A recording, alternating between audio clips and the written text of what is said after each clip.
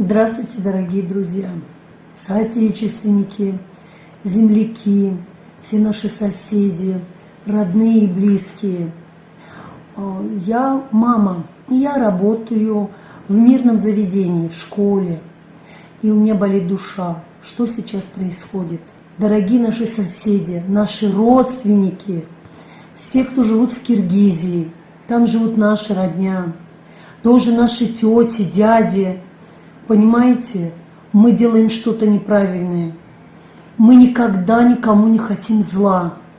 Не хотим, чтобы умирали наши дети, которые не видели невест, которые не видели своих детей. Понимаете, 1000 лет мы рука об руку идем от Исмаила Самани. Все вместе, и никто никогда не говорил. Таджики, киргизы, узбеки, мы теперь родственники. Вы забыли, что в Советском Союзе никогда никто не говорил ни про кого, ни в кого не стреляли. Что же мы делаем с вами, дорогие мои, любимые мои? Остановитесь. Может быть, кто-то третий хочет, чтобы у нас на земле горел огонь, чтобы наши дети прятались в подвалах? Может быть, это хотят?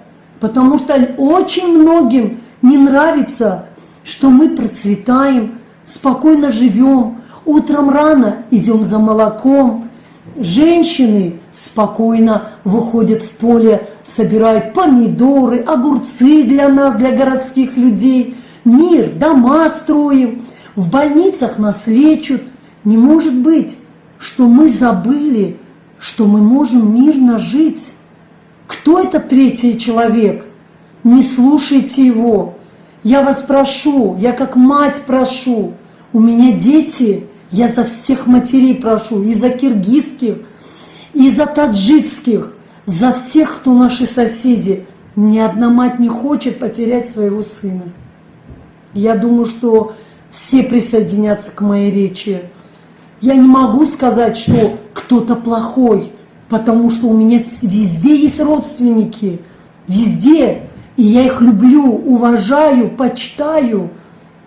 Я хочу, чтобы мы знали, что к нам, видимо, идет какой-то грязный разговор.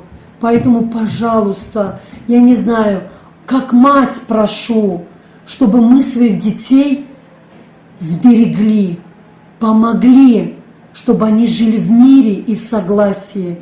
Мы за любовь, за дружбу между таджиками и киргизами. Мне даже стыдно говорить таджики, киргизы, потому что они мои родственники.